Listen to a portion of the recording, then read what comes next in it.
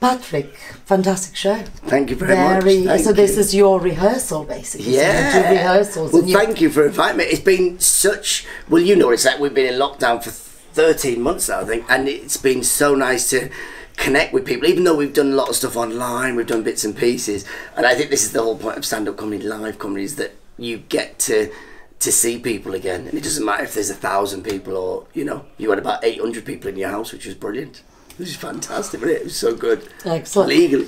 What I'm interested to find out, because we connected on a kind of slightly different dimension. We're both very passionate about giving back. Yeah, yeah. And almost like paying forward. Yeah. So we're always in our lives paying somebody forward, paying somebody back, because, you know, there are some debts and stuff, and we're very, very passionate about that.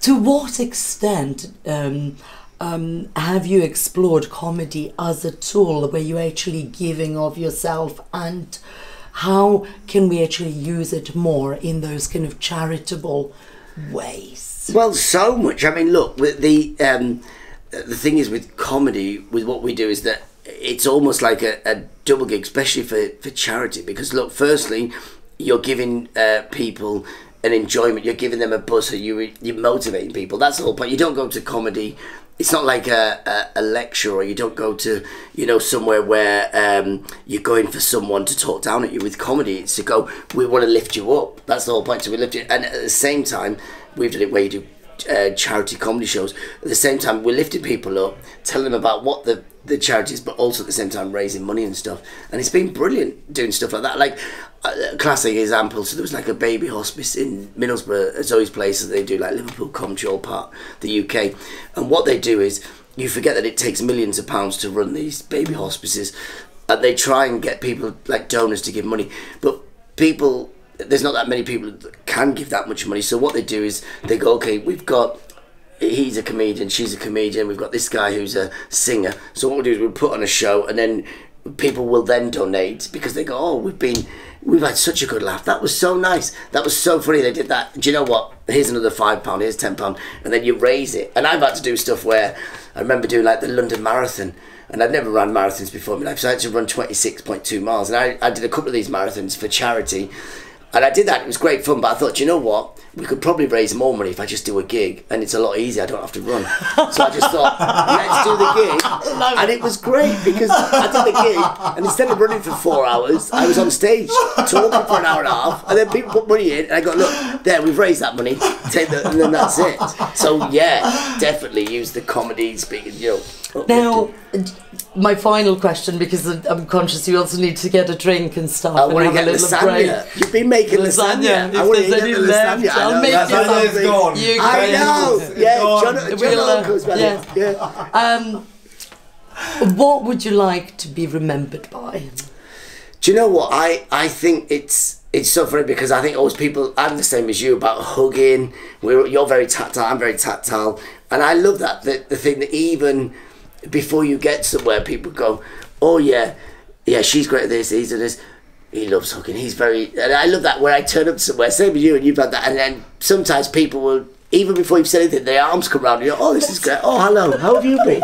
Yeah, I've not seen you for a while, how's it been going? And it's so nice, and you just like, and you know what, you've missed that for about 13 months. So I want people to think, you know, that he's a hugger. Because I've done my research, and I believe you hold the world record. Yeah, tell us about that. 25 hours and 25 minutes. So basically, what happened was, in St Pancras, they got 3 different couples. This was the original record.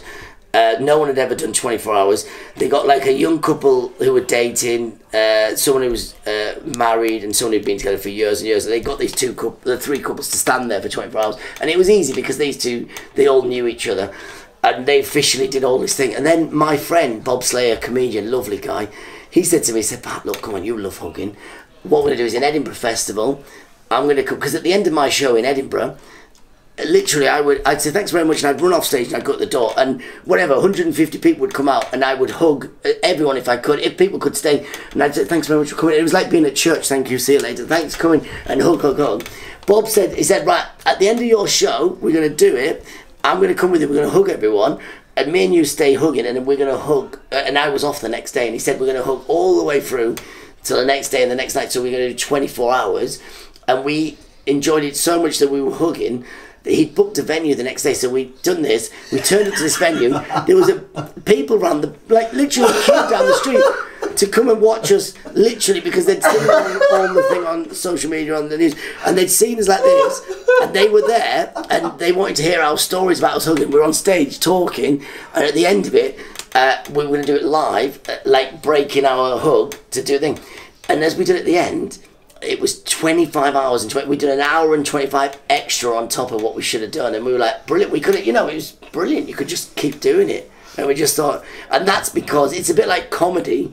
If you do something you love, then it's not a force. It's like if you've got a passion for something, how many times have you seen this where you see someone doing something and they're going, okay, I've got another 3 hours, or look at the clock. Whereas with us, with comedy, you don't do that. We go, look, we don't even have watches. We're just like, come on, I'm loving this. I'm loving it. Like hugging. I'm not hugging someone and then going, I've never got a hug. It's just like, I'm just doing it because we love it. So it's like, so I want to be remembered for hugs. You've been a delight. Thank you so much. Thanks.